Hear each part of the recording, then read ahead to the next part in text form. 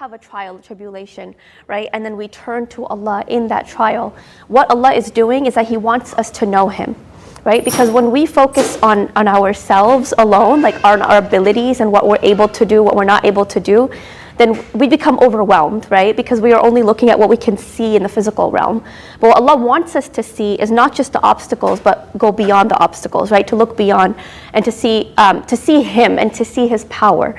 So essentially, when He gives us a problem, He's showing us His His majesty, right? And then He says that, do you not know that He's the one who presented knowledge? So it's like, when it comes to a relationship with Allah, our relationship is that we're always receiving from Allah and He's always giving to us, right? So it's like what we give Him are just our deeds. We don't have the capability to like give anything to Allah, right? We can't provide for Allah, but we just present to Him our deeds. And He's saying like, it's such a big deal that Allah brings to us Allah brings to us His mercy when all we can give Him are our deeds. It's like you're offering crumbs to somebody and then they give you the ocean. So that's the analogy that He's trying to give. And then He's saying what a big difference it is between what you present to Him and what He presents to you. So again, this kind of makes us like reflect on like how much must Allah love us to be able to give us all the time, even though we're not able to give Him anything, right? Because again, He's the creator. So one of the lessons we learn is that as a seeker of Allah, of seeking His closeness, seeking His mercy, we should be invested in seeking to be near Him, right? So what happens sometimes is that if Allah opens for us understanding, like we start to feel, I haven't worked for this. Like I didn't struggle enough in Allah's cause that He's giving me this gift, right? This gift of understanding. Like we might think to ourselves, well, a scholar studies for 5-10 years, they get all this knowledge and then they start acting on it and they start teaching it. And we might put somebody like on a pedestal and we might think that we're not that valuable, like we're not that worthy. Why would Allah give me this gift, right? Like why would Allah give me the gift of knowledge or understanding? He's saying don't worry about that. Because when Allah gives a gift, He doesn't look at whether you deserve it or not. He just gives it because He's merciful, right? So that's the idea here. And He says your deeds in comparison to the divine are not equal. So it's basically like your mind and like shaitan are going to try to get you caught up in the whole deserving thing. Like, do I deserve this or not, right? And it's like a self-evaluation, but it's like a negative self-evaluation. Like you just go into this negative feedback loop where you're like, do I deserve this? Do I not? And if you're judging yourself that way, you're going to start judging other people that way. Like, oh, does this person deserve this gift or not? Whereas if you're focused only on Allah, then you're like, okay, it's not about me or about her or about this person. It's just about Allah and what He gives, what He chooses to give. And this shows Allah's power and His generosity. So again, it shifts our focus from ourselves into the creation back to the Creator. And this shift in focus is part of the gift itself as well. So that's what He wants us to be able to do, right? And this idea of being able to receive, like there's a lot of people who, as kids, they had to like work hard, like really work hard to get their parents' approval, to get their admiration, to get their love. They had to be like perfect. So a lot of like girls especially end up being perfectionists because they're constantly trying to earn their parents' love and approval, which you shouldn't have to do, right? A child shouldn't have to do that. But what's happening here is that when we grow up, we take our relationship with our parents and then we project it onto Allah. So we start to see Allah the same way we saw our parents. Like, I have to work hard to be able to get Allah's love, to be able to get Allah's like mercy. But what Ibn Ata'illah is saying is like, no, Allah doesn't work like that because Allah is the most merciful. He is Al-Kareem. Like, you don't have to work overtime to be getting those basic things like love and mercy. It's already there. Like, Allah's already giving you, right? So it kind of helps you shift from that like, I have to perform in order to receive, to just being like, actually, I'm good enough right now. Like I can open myself to receiving right now because Allah is giving me, right? But it's like that barrier, like we have an internal, like emotional barrier that prevents us from even receiving Allah's love and mercy in the fullest, right? So we have to like kind of go inside and see like, do I have that barrier? Have I worked on removing it, right? Because like Allah's always there. It's we are the ones who are like, we put these barriers between us and Allah. So basically, like relating to what we give Allah and what He gives us, in Surah Rahman, Allah says, "Hal jaza'ul ihsan illa al ihsan." Like, is the reward for good or for excellence going to be anything other than excellence, right? So when Allah asks a question in the Quran, when He asks a rhetorical question in the Quran, it means that He wants you to think, right? There's no yes or like no answer. Allah's not asking you this question because He wants an answer. He's just like, think, can the reward with Allah and be anything other than ihsan? Like ihsan on your part, on our part, ihsan is, okay, everything Allah asked me to do, I'm going to do to the best of my ability, right? And the best of my ability doesn't mean the best of your ability or your ability, right? It just means like, I don't have to compare myself to anybody else, right? It's about my best ability. So Allah's looking at me, and Allah knows what my ability is, and it could be different from somebody else's, right? Like somebody could be capable of, like maybe somebody's memorized the Quran, right? Their ability to recite with tajweed and whatever, is a lot more, right? Than me. Maybe I know like 5 surahs, and I keep repeating the same 5 surahs in my salah, but I'm really trying to. Huh? It's okay. So like my ability to worship Allah might not be the same as somebody else's ability to worship Allah, right? But when Allah knows what my ihsan is, so when I give my ihsan, Allah gives His ihsan. But how can you compare your ihsan to Allah's ihsan, right? That's why this ayah is so powerful, because it forces you to think about the like how Allah's mercy extends, right? Because when you think about excellence, you're thinking about the highest level, right? So in human terms, when we think about the highest level, we think about like extraordinary things, right? Like maybe somebody who is an excellent author. What does that look like? They've published like 50 books, 100 books, right? Or do they sell out? Have they been a bestseller for like the last 50 years? Does that what an amazing author looks like, right? Or an amazing athlete, what do they look like? Right? Is it somebody who's won like the Olympic gold medal? What does excellence look like in our human capacity, right? So our mind always goes to like this grand ideas, like you're amazed by excellence, right? In the human realm, we're amazed by excellence. So Allah is drawing our attention to His excellence, right? Like it's incomprehensible. So Allah's saying, you bring me your best, I'm going to give you my best. Right? And Allah's best is like beyond what we can ever imagine. So it's kind of like it's a comforting ayah, right? Like your efforts are not wasted with Allah. The Prophet ﷺ said in a hadith, he said, follow the right course, be devoted, and give glad tidings. So 3 different instructions here. Follow the right course, meaning stay the path. If you're on Surat al-Mustaqim, stay on Surat al-Mustaqim, right? There's so many different ways people are calling you to, but he's saying just stay on the right path.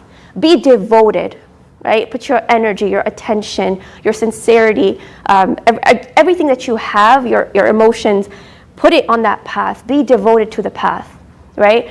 And give glad tidings, like basically spread good news among people. Spread positivity amongst people. And he said, verily, none of you will enter Jannah by his deeds alone. So he said, Ya Rasulullah, not even you? Like, you're the Prophet. Like, you're not going to go to Jannah by your deeds? Like, you pray all night, you do tahajjud every night.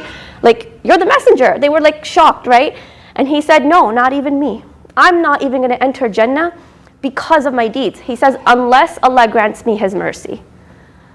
So the focus of this hadith, again, is what we do versus what Allah does, right? So some people, they think, okay, I have to overwork myself in every area of life to be worthy of Jannah, right? They think excellence is perfection.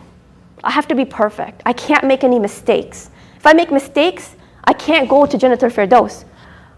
That's not how it is, right? Because he said, you're not going to Jannah because you did something, right? One of my teachers always says, he says, our efforts are necessary, but not enough. Right? So if somebody reads this hadith and they go, okay, well, I don't have to do anything, right? Like Allah's going to enter me into Jannah. Allah's, Ar-Rahman, Ar-Rahim. Like I don't have to do anything. I can just sit at home. I don't have to read. I don't have to learn anything new. I don't have to pray my salah. It's okay. That's not what the hadith is saying, right? But it's saying that you do the actions, but you don't depend on your actions, right? You don't think to yourself, oh yeah, like this Ramadan, I prayed this many tarawih, do the calculations, like my good deed book is full. I'm going to Jannah because my good deeds book is full. That's not the reason you're going to Jannah, right? It's because you did the efforts and then Allah gave you His mercy, right? Because there's people who make the efforts, they don't get Allah's mercy, right? There's people like that who do the good deeds, but they didn't count, right? They didn't count because the sincerity wasn't there, probably, right? Or maybe they just did it in a really haphazard way, right? We learned from a different hadith, the Prophet ﷺ said that some people, they pray salah and they get nothing from their salah, right? Like they're doing all the motions. They say Allahu Akbar, they're reading everything, but they don't get anything out of their salah because their heart wasn't there, right? So like that's an example of how you're doing the deeds, you're doing what you're supposed to do, but you got like this much reward, like you had the potential to get that much, but you got like this much reward, or maybe none at all, right? Because maybe you were praying to show off, maybe you were distracted, maybe you just didn't care that much, maybe you were careless in your wudu, right? A lot of people, they're like, I pray properly, but when you look at their wudu, maybe they didn't learn about the proper way to make wudu. So these type of things, they take away from your good deeds, right? So our good deeds, in essence, they're always deficient, right? But we do it anyway, right? We do our good deeds, we pray, we fast, we do all of those things because Allah said you have to, right? So we're showing Allah, Ya Allah, I'm going to obey you. I'm going to make the effort. But we also know at the same time, my effort is not going to take me to Jannah, right?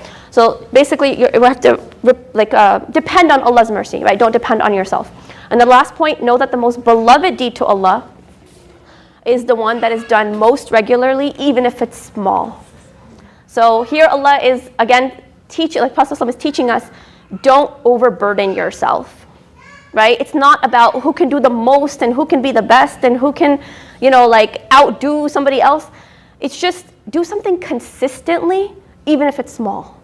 Once you take up a good habit, don't let it go, right? If you're praying tahajjud once a week, just continue to pray once a week, right? That's okay. If you're if you started giving like $1 in charity every Friday when you come to the masjid, don't tell yourself like, oh, it's just $1. What difference does it make? It makes a difference to Allah, right? Because we don't see the results of our deeds. We don't see the difference that it makes sometimes. But Allah's saying that doesn't matter because it's beloved to Allah. So when something is beloved to Allah, we do it, right? That's a way of showing Allah, Ya Allah, I care about what you think. I care about the way you're seeing me, right? We're aware of Allah's gaze upon us. So we start something small and then we continue with it. Okay, this is kind of a longer one. So he said, I'm running out of breath. How can the heart be illuminated while the forms of creatures are reflected in its mirror? So he's talking about the nur of Allah. How is the light of Allah, how is the nur of Allah going to enter your heart if you're obsessed with creation? Right? It's actually very deep. Like he's talking about the mirror of your heart. So like if your heart is a mirror and you look inside, what do you see? Are you concerned with Allah's gaze upon you, or are you concerned about people's gaze upon you? Right? What are you actually seeing? So he's saying that it becomes a block. The way you think about the creation and Allah, it becomes a block from Allah's light entering your heart. So you have to clean the heart, you have to clean the mirror, right? So you can see the reflection properly. And he says, how can the heart journey to Allah while it's shackled by its passions? So like if you have certain sins are just very emotional, right? Like sometimes even out of anger, we might say stuff to people. That's a type of passion, right? Or any other sin, right? He's saying, how can your heart go towards Allah if it's chained down by your sins, right? So this is another type of imagery. How can it desire to enter the presence of Allah while it has not yet purified itself of the impurity of ghafla? So ghafla is translated as heedlessness. It's really interesting because it sounds like he's contradicting himself. He's saying, how will you enter in Allah's presence if you've forgotten about Allah? So you're like, wait a second, but if I'm entering in Allah's presence, I'm not forgetting about Allah, right? I'm actually remembering Allah. But the easiest way to understand this is salah, right? So you stand in salah and you say, Allahu Akbar. He's saying, how is your heart going to enter Allah's presence if you haven't left ghafla. Because when we said Allahu Akbar, right, a lot of people say this is the imagery. Like when you raise your hands, it's like you're throwing the dunya behind you, right? You're throwing the world behind you. So when you actually said Allahu Akbar, were you thinking Allah is greater than everything, right? Did you actually throw dunya behind you? Did you actually throw away your concerns behind you, your worries behind you when you stood in salah, right? Like, did you actually do that? Because if you didn't, even in salah, you're not with Allah, because your heart is not going to reach that state, you know? Like sometimes in, like, let's say you're praying like the tahajjud and you're like really feeling it, right? Like, because you're all alone and it's quiet and you feel that presence with Allah, right? You feel your heart is there. If you don't feel that in the other salahs, ask yourself why. What is the difference? Why are you feeling this presence with Allah in certain times, in certain places, and you're not feeling it somewhere else, right? Do you have distractions around you? Have you just not made wudu properly again, right? And I keep bringing this up because a lot of people who struggle with khushu', they think that it's just a salah problem, right? Like khushu', like your attention that you have in salah, your presence. They think, oh, this is just limited to my salah. But actually, khushu' has a lot to do with wudu, right? Because wudu is your preparation for salah. It's your spiritual and physical preparation. So if your wudu is not correct, like actually correct, your khushu' is going to be lacking in salah no matter what you do, right? Even if you remove your phone, remove distractions, whatever, your khushu' is still going to be lacking because your purification was lacking, okay? All right, and then how can it understand the subtle mysteries while it has not yet repented of its shortcomings? So in mysteries, he's like talking about like the things Allah allows you to understand. So if you have not purified your heart, if you have not purified your character, it's harder for you to see the things Allah wants to show you, right? Because the things Allah shows you, they're like part of His gifts to you, right? So he uses these terms a lot, like gifts, understanding. So what he's basically talking about when he says that is like seeing the reality of things. So if you're going through a hard time, like, okay, why am I going through this hardship? What lessons can I learn from this? What qualities and attributes of Allah can I experience through this, right? That's what he means by gifts when he says gifts a lot of the times. So he's basically saying that the purer your heart, the more Allah will teach you. And the more corrupt your heart, the less you will be cut off from that teaching. Okay, attachment. So he basically said, no, this is actually an explanation. It's not what he said. So like the way to explain this whole attachment, passion, sins, heedlessness thing is like a kid's. Kids have like attachments to toys, right? And they view these toys as valuable, so they hold on to them, right? They don't really see the greater purpose. Like they just want to play with something and they just hold on to them, and they don't want to let them go. And if you take it away from them, it causes them pain. So he's saying that for us as adults even, we have our own toys. So we have to identify like, what are those things? What are the things that we cannot let go of that are stopping us on our journey towards Allah? Okay, so the theme of these specific hikam was istislam, which shares the roots with Islam itself, which means surrender, to submit to Allah, to surrender to Allah, and as a result, you gain peace. So istislam is just a play on words, it's similar. So the theme of these specific hikam was that you focus less on yourself and you focus more on Allah, and you allow Allah to orchestrate things in your life, and you allow Him to show you and to teach you, and you open yourself to the teaching, right? Now, one of the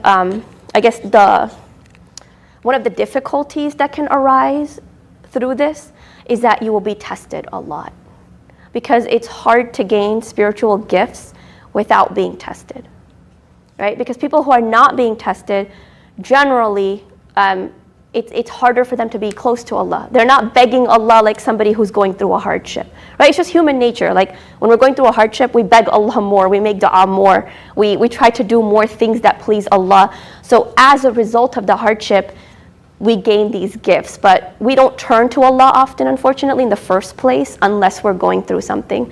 So some people will be like, well, aren't I inviting hardship in my life if I'm seeking closeness to Allah? Kind of. It's like a bittersweet thing, right? Because Like, I'm sure all of us have gone through something where we remember as a very painful moment in our lives, but at the same time, the connection we felt with Allah in that moment was like unmatched, right? So it's just kind of the nature of it. Okay, so some questions for self-reflection before we go on to the next ones. How do I feel when my efforts do not produce results? So like we talked about the good deeds, right? If I'm doing a bunch of good, I don't see the result. What happens then? When I can't get what I want, right? Maybe I did a bunch of good deeds and I made so much extra dua and I prayed extra nawafil because I want to get into this college or I want to get this job or I want to move to a certain city and then it doesn't happen, right? So in light of the lesson, do I understand the spiritual block in my understanding? Like, do I only see what's happening on the surface, or can I actually look beyond? Can I find the lessons, right?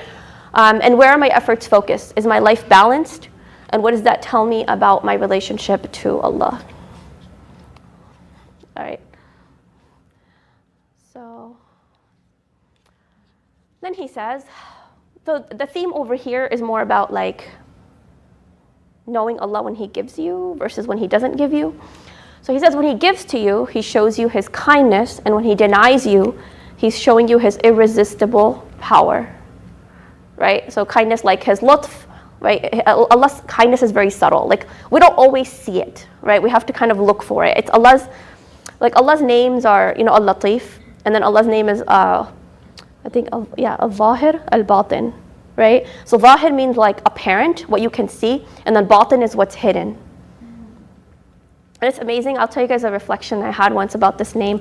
So I went camping with my family once, and I was feeling really disconnected from Allah. Like, usually when I go to in nature, I feel very connected, like, because your nature is making dhikr and all this stuff.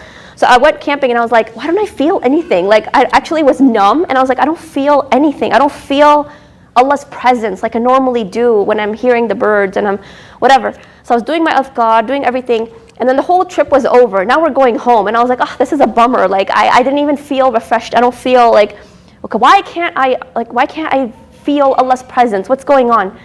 And then all of a sudden, out of the blue, I'm looking at the sky, and then this name just comes to me, and it's Al-Batin. And I was like, even through the not showing, Allah showed me, right? Like, that's why Allah has 99 names. Like, if you think about it, how many states do we go through? Like, how many emotional and spiritual states that we go through that we can even identify, right? I'm sure we haven't even identified 99 states that we go through, right? Like, we probably have like 5 maybe that we're like, okay, I'm happy, I'm sad, I'm angry, I'm frustrated, I'm disappointed. Maybe 20 if you really try putting on a piece of paper, right?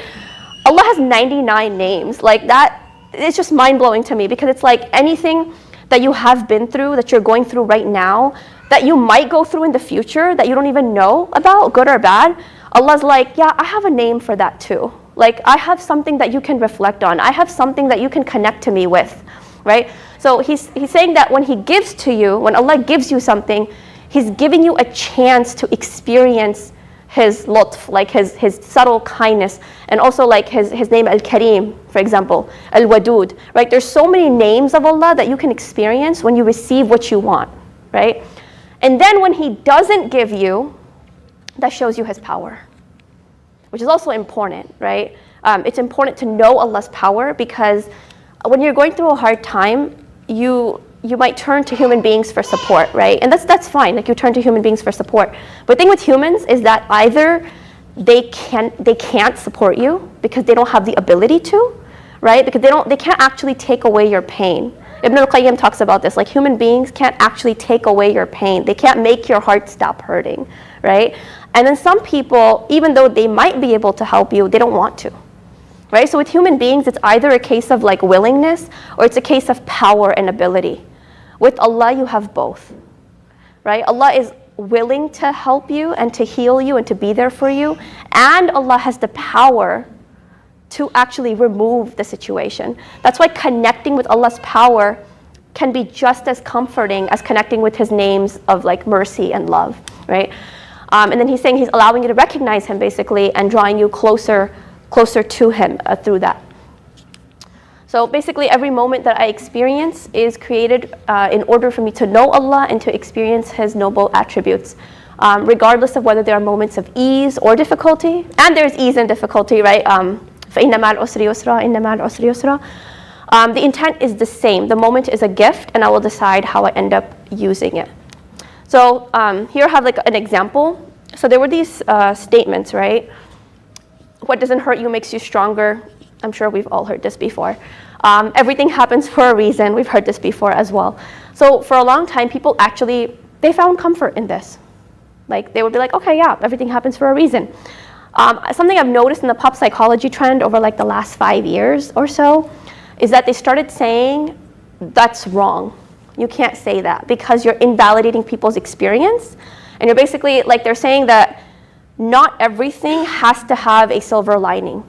Like some things are just bad, and we should look at them as just bad, because if we don't, we're basically gaslighting ourselves. At first, it made sense to me. I was like, okay, kind of makes sense. I don't want to gaslight myself, you know. I want to acknowledge something that was bad as bad, you know. But then I thought about it further, and I was like, actually, no.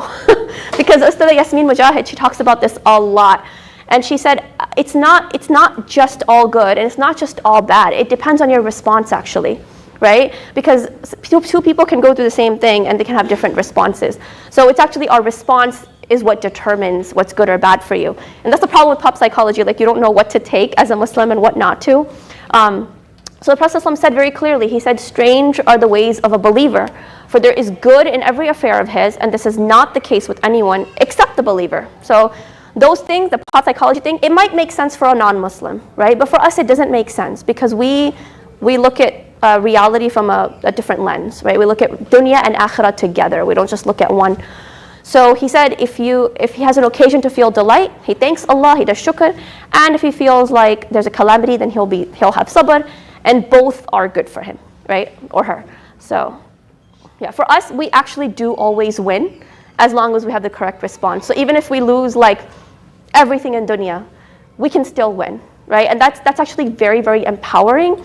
And it's not like some people would say, like you're spiritually bypassing, or you're like erasing the bad that you went through. You're like erasing your trauma, and like, you know, it's all unicorns and rainbows. It's actually not that. It's like because you heal when you're able to make sense of your pain in a meaningful way. And this hadith gives us that lens. This is the most meaningful way to make sense of your pain. Like, Allah has my back no matter what. Like, I can choose, like I have the power to choose my response, and that changes my reality. That's very empowering. So it's not like just up in the air. Okay, so I just want to share the story. Does anyone remember Ali Banat? You guys remember him? Like, Imam Farhad was like, nobody knows who he is. I was like, yes, they do. So I just wanted to put his story because it's like, it's relevant. It's like pretty much still kind of recent. You know, it was like 2018. So he said in this quote, so Ali Banat was the guy, he was like super rich, and he got diagnosed with cancer, and they told him he had like, I think 3 or 4 months to live. And he started being like interviewed by all these like Muslim news channels and stuff, and they were like, oh, what did you learn? And please share with us your reflections and like what you're going through and stuff like that. And he said, it's a gift. This illness that I have is a gift because Allah has given me the chance to change. So the way he was looking at it was like, well, I could have just died in ghafla, right? And ghafla is basically like you're heedless, you don't really remember Allah much, you're just living in dunya, you're enjoying everything Allah gave you, but you're not really inclined to worship Him or to obey Him or to live a life that is pleasing to Him. So he's like, Allah gave me a chance to change. And so when he changed his lenses, it changed his whole experience, right? And then he said, whenever you need anything, ask the creator of the 7 heavens, for wallahi, he will never let you down. So a lot of things that he said that were inspirational and things like that. And then he donated all his stuff to charity before he passed away. And yeah, so pretty much died on a good note. And may Allah accept from him. Okay. This picture was just so cute. It just tugged at my heartstrings. Okay, so he says, deprivation hurts you only because of your lack of understanding of God's intent in it. So this actually relates directly to what he said here. That it's a gift, right? Because like if you hear that you got cancer, right? That's the worst news you could possibly hear. Like honestly, it would be like shattering, right? Like your family would be like, oh my God, we're losing you. Like you would be like, I haven't even done half the things I wanted to do on earth. I haven't accomplished things I wanted to accomplish. Like my life is being taken away from me. Like there's so many things that would go through your mind. But when you think about it, okay, Allah's depriving me of one thing, but what is He giving me, right? And that thing, like that question has to always be asked whenever we feel like something's being taken away. It's not about saying like, okay, like being, I guess, lying to ourselves and being like nothing is being taken away. It is, right? There is a deprivation. Like if you get a cancer diagnosis, your life is being cut short. There is something being taken from you. Your years in dunya are being taken away from you. But what are you getting in return, right? Based on your response, you're getting this closeness to Allah that was probably not guaranteed had you lived longer, right? So it's like, okay, I'm losing this, but what am I gaining? And almost every situation in life, this can be, like you can come up with a meaningful answer for yourself when you ask yourself this question. So you feel pain when something that you want is withheld from you, but this is a result of your lack of comprehension of what Allah is trying to teach you. So I just kind of put a picture of a child with a phone because, you know, kids feel like the phone is a necessity and they should have phones and they're very attached to it, right? Like as crazy as it looks to us from the outside, because, you know, most of us here, we grew up without phones. So when you see like a 10-year-old or a 9-year-old with a phone, you're like, well, how, like, you don't need that. And they're like, yes, I do, because they lived their whole life with it. You know, like for us, I guess we lived without phones, so we know it's not a necessity. But for someone who's that attached, like it's a necessity. They can't imagine losing it. Like it's that important to them.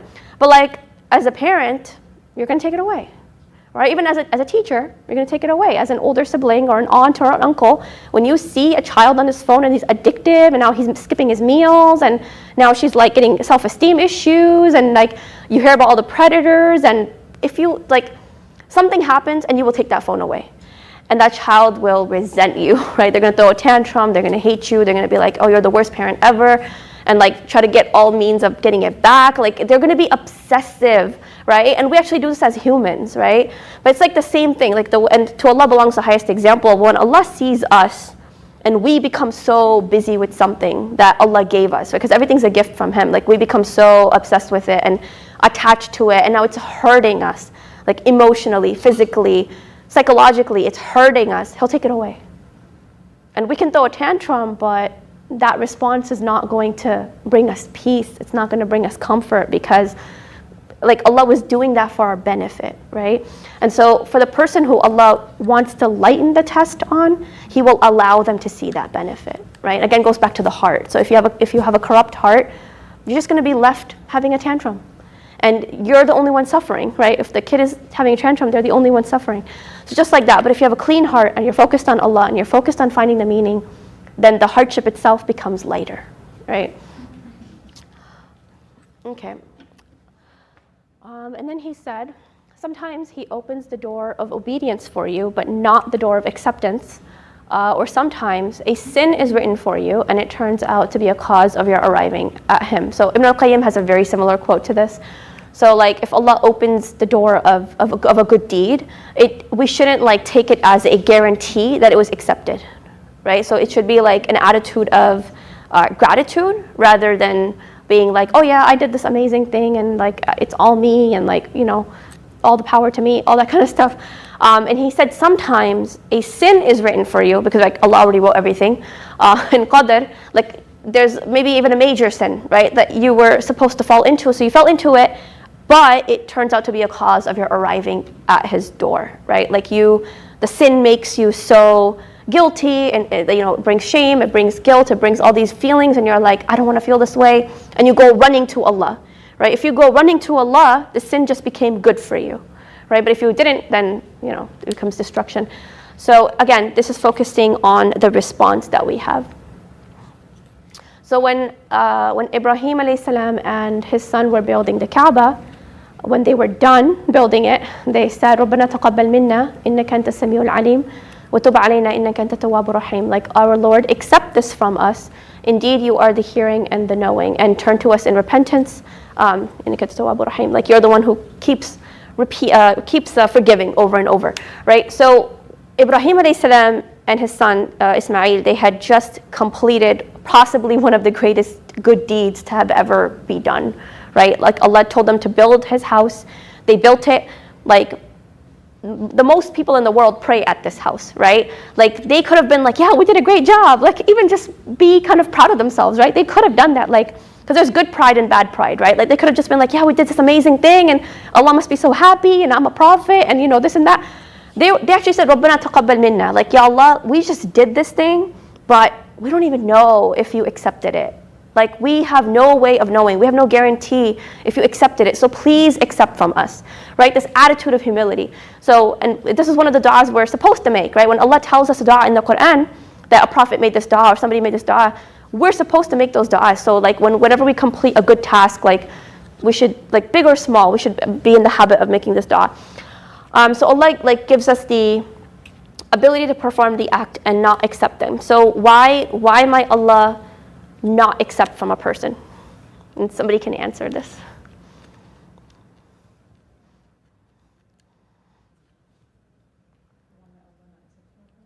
Yeah, like you did the good deed, but like Allah might not accept it. Why might that happen? Intention.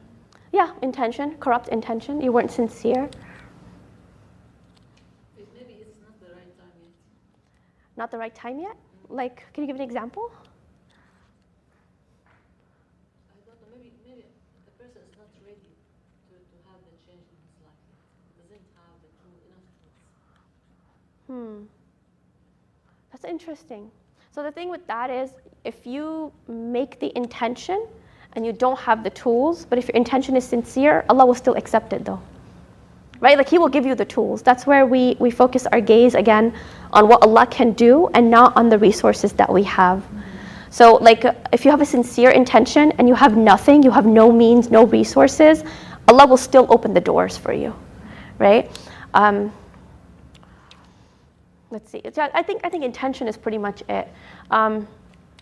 Yeah, and then okay, so to understand, like, okay, maybe you have a feeling in your heart, like you did something good, and you're not really seeing the results, or maybe like Allah just gives you a feeling that this was not done with the right intention, right? Because you know your intention. Sometimes it gets a little bit, and you're like, oh, I wish I hadn't done that. Like I wish I had purified my intention. So it's like just self-reflection. Why did I do this thing in the first place, right? Did I feel pride? Did I want to show off? Was I trying to attain something of dunya when I did this? Like, was I trying to impress somebody? Was I trying to get their approval, right? Why exactly did I do this, right? Because we can do good deeds, but if you're expecting the reward from humans, then you didn't really do it for Allah because you were expecting something. After I did the good deed, did I feel this sense of arrogance? Like, yeah, I'm so awesome, and like, I did this thing, I give this much in charity, and that person didn't give anything. What are your feelings after you do the good deed, right? Do you feel like you're so elevated and you're so awesome, and like other people are not as good as you? Like if you're filled with that feeling, then it's possible that Allah did not accept that good deed, right? Because it's followed by all of these negative traits in your heart. On the contrary, one of the signs of acceptance is that Allah opens the door to do more good, right? So you might give like $5 in charity, and let's say you're going through like a hardship, a financial hardship, and you're like feeling really bad. You're like, Ya Allah, I can only give $5, but I really wish I could give more. And you make the intention just between you and Allah, like next time, like if Allah, give me more like rizq, I will give $20 in charity or $100. Then Allah will open that door, and then He opens it again, and He opens it again. So it's like He'll continue to allow you to do more good deeds in accordance to the intention that you made. So that's a sign that your deeds are being accepted. Right. Okay. So another one, he says, a disobedience that gives humiliation and extreme need is better than an obedience that results in conceit and arrogance. So the word that he used was awrathat, which is like inheriting something, right? But we just use gifts as a translation. And it's interesting because we might think, well, humiliation and extreme need is not a gift, is it? Is humiliation, do we consider humiliation a gift? Or like, huh? How? What did you say? Like embarrassment and humiliation, it could be a good thing for a person. Yeah, it can be. In front of Allah. In front of Allah. We actually don't want to be humiliated in front of human beings. There's a dua we say against it, right? Allahumma inni a'udhu bika an adilla aw udall aw azilla aw uzall, right? We ask Allah for protection from humiliation in front of the people. So that's not something to be aiming for. But humiliation in front of Allah, meaning you are acquainted with your own flaws. Like you really see, you see in the mirror and you're like, wow, like I have a really ugly heart. Like that's humiliation, right? Because like, if you're harboring arrogance, if you're harboring jealousy, if you're harboring something in your heart and like arrogance, that's an ugly heart, right? Your heart is not beautiful, like you haven't purified it. So when you see that, that's humiliating to see in the spiritual mirror, right? But he's saying that your disobedience, your sins, if they cause you to see yourself that way, it's a gift from Allah. Because it's the humiliation itself in front of Allah that will cause you to realize how much you need Him. Right? This is actually the antidote to perfectionism. Knowing your need for Allah helps cure perfectionism because you don't have to be perfect. You just have to have Allah's mercy on you. Because every single flaw, every imperfection you have, like Allah can erase it. Allah's mercy is vast enough to cover all of you, even the worst parts of you. That's why it's a gift, because again, it shows you how amazing He is. It's better than an obedience that results in conceit and arrogance. So again, same idea, like you do a good deed and you start feeling all amazing about yourself. Now what happened was your focus went back on yourself. Your focus wasn't on Allah. So it defeats the purpose, right? Because our focus should always be on Allah. All right, he said, I think this is the last one, I'm not sure. Okay, there are two graces, like ni'mah of Allah, that no human being can do without and that are necessary for every creature. This is the blessing of existence and the blessing of sustenance. So in Arabic, the words that are ijad and imdad. So ijad means to like bring something into existence for the first time, like somebody is being born, that's you're bringing into existence for the first time. And then imdad, like you're continuing that person's life. You're continuing to give them provision and to give them everything they need to live. So he's saying that these two things are among Allah's biggest blessings upon you. The fact that He brought you and the fact that He's taking care of you and sustaining you. And He wants us to like basically be grateful for that. So in the Quran, Allah said, okay, actually before that, bringing into existence. If you're going through a hard time, right? Sometimes thoughts might come to you like, well, why was I here anyway?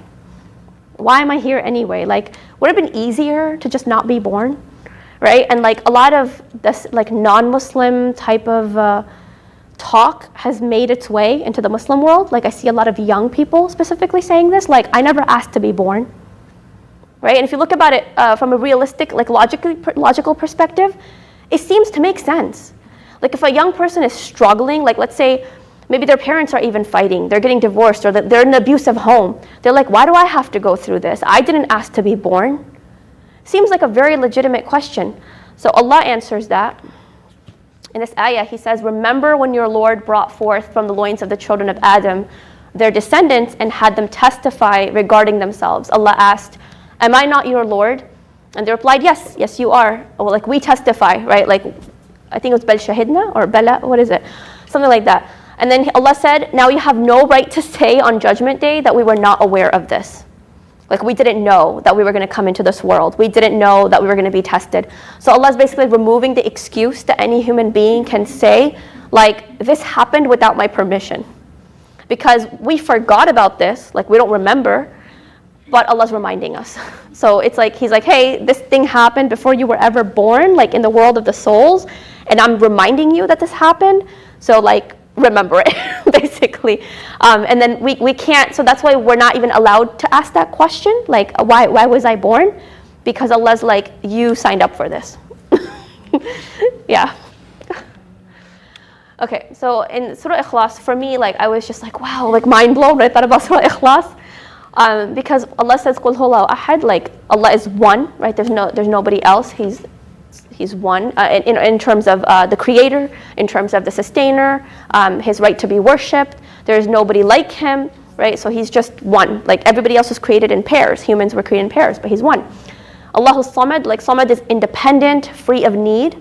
So Allah is free of need while everybody else is in need, right, of Him.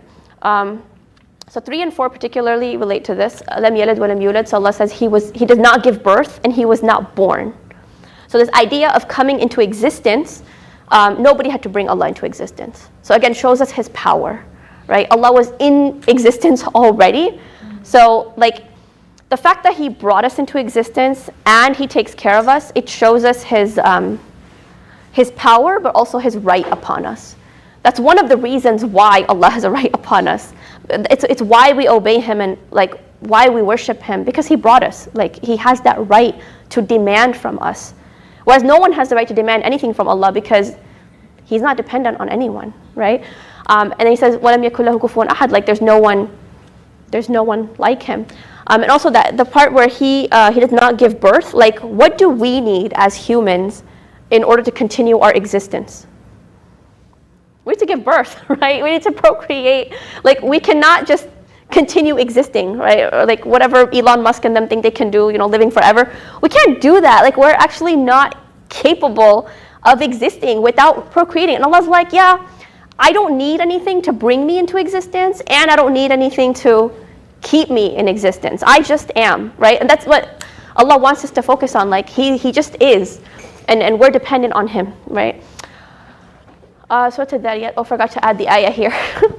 The ayah where Allah said, I have not created humans and jinn except to worship me.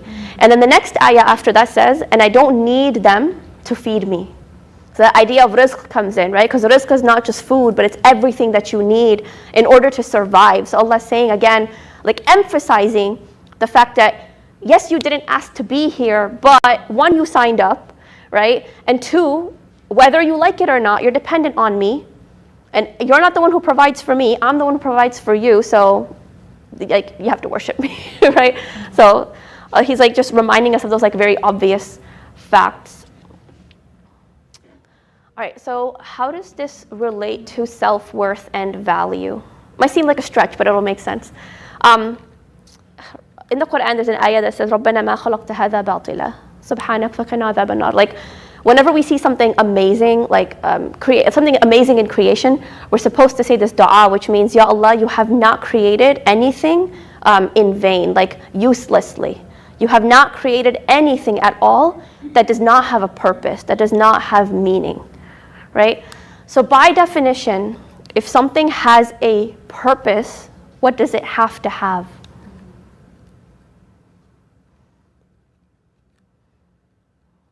If something has a purpose, what must it also have?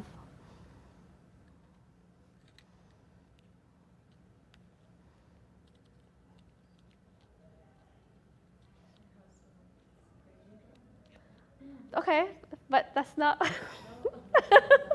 This is like my favorite point. I was so excited about this. Okay, so he said, I have not created anything without purpose, right? So like, yeah, so what must we also have? If we have purpose, we have to have this other thing too, or else it doesn't really make sense for us to have purpose. Huh? Wait, what did you say? I said a drive. A drive?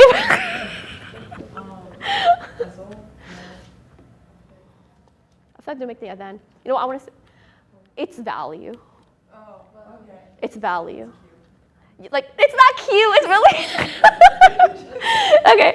No, it's actually really heavy. You know why? Because shaitan, you know what his biggest mind trick is? Is to constantly make you forget that you have value.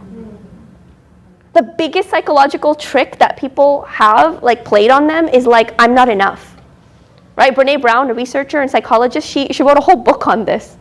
Like a book on shame, a book on imperfection, and how people are constantly trying to be perfect because shaitan was jealous of Adam, right? So what can he do to make Adam forget his purpose is to forget his value, right? So that's... Sorry, what was it? We'll just wait until the adhan and then we'll...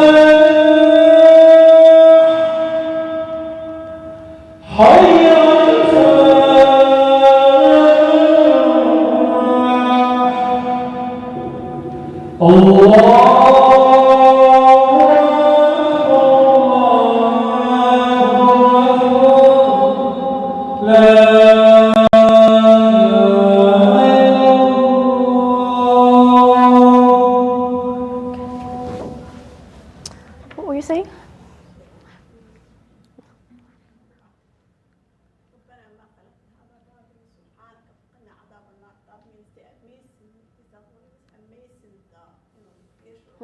And then they see the future from this. What they see is above the beyond human. Is that how it is? The translation? Yeah. Subhanak. Yeah, Subhanak is like how amazing, how perfect you are, Allah. Yeah. Yeah, Subhanak adhab an-nar. So you understood the point I was making, right? About this? You understood the point I was making about this, right? Or do you want me to repeat it?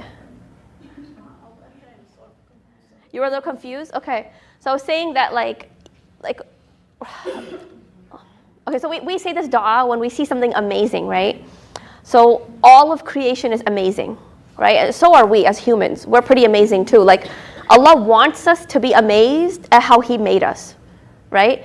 But Shaitan wants us to hate ourselves, right? Because Shaitan's jealous. Remember in the story of Iblis, he's jealous. He was like, what makes Adam so special anyway? So it was the ruh that Allah placed in us that made us special, right? Like Allah gave us a special status, right? وَلَقَدْ كَرَمْنَا بَنِي آدَمَ. Like Allah said, we honored the children of Adam. So we have this special status that Allah gave us Himself. So, and then Allah gave us a purpose, right? So I was saying like, if you have a purpose, you have to have value. If something has a purpose, they have to have value. Like you don't give like a valueless thing or person like an important task, right? The fact that Allah made us His Khalifa, right? Allah made us His representative, it means we have value. Like it confirms the fact that we have value. And so one of the biggest attacks of Shaitan on humans is to make us forget our value. That's why most people, they always struggle with, I'm not rich enough, I'm not smart enough, I'm not whatever enough, like I'm just not good enough. Like I'm not a good enough Muslim, I'm not a good enough father, not a good enough mother, not a good enough daughter. Like it's so common. Muslims and non-Muslims, by the way, who struggle with this of I'm just not enough. Like I have to do more, I have to be more, I have to overwork myself. I'm not worthy of Allah's mercy. I'm not worthy of anything good happening in my life. Like deep down, they carry this with them. And it takes a really long time to heal it. So what I'm saying is like when Allah constantly tells us that we have purpose, it means Allah wants us to know our value. Like He really wants us to see it, right? I think we're, okay. So yeah, nothing created basically has the power to create or to sustain itself, right? So when we say رَبَّنَا مَا خَلَقْتَ هَذَا بَاطِلًا, like we're saying to Allah, like, yeah, this is amazing. Like it's amazing what you've created, but I don't even have the power to sustain myself, right? Everything that you created, it doesn't have the power to sustain itself. Like, yeah, the sun comes up every morning, seemingly automatically, right? The water, everything that happens, it seems automatic. But it's like we know that Allah's the one who's doing it, right? Like whenever we see creation and we praise Allah, we're praising Allah because we're saying, Ya Allah, your system has no flaws. Like Subhanak means like, how amazing, how perfect, how flawless are you? right? And everything that comes from you. Because if Allah is flawless, if Allah is perfect, everything that comes from Him is also perfect and flawless. So we're saying like you've designed everything in the most perfect way. And so if we detach ourselves from this reality, then we become arrogant. Like, yeah, I'm self-sufficient and whatever. Like Elon Musk again. I really hate him, so. Anyway. Okay, so we ask Allah to make us of those who are ever aware of His lordship over us, and to allow us to act in a manner befitting His majesty. So this is like the opposite of ghafla. Right? If you live and you forget the reality and you forget Allah's power upon you and you forget how dependent you are upon Allah, then you're essentially living in ghafla. Right? But the more aware you are of how much you need Allah in any given moment, then you've come out of ghafla now and you're connected to Allah, because you know like that, you know like how He's like how you need Him in every moment, right? So again, some questions for personal reflection, like when I first have difficulty, how am I responding to it, right? And then in light of what we have learned, how should I modify my responses? How should I change my responses? And then what are some like, if something happens in my life, like if I sin, if I fall, if I make a mistake, how can I fix it? Where's the potential for good now that I should be aware of? I'm going to stop here because they're doing iqama in like 4 minutes. So, subhana rabbika rabbil izzati ma yasifun wa salamun ala al mursaleen walhamdulillahi rabbil alamin.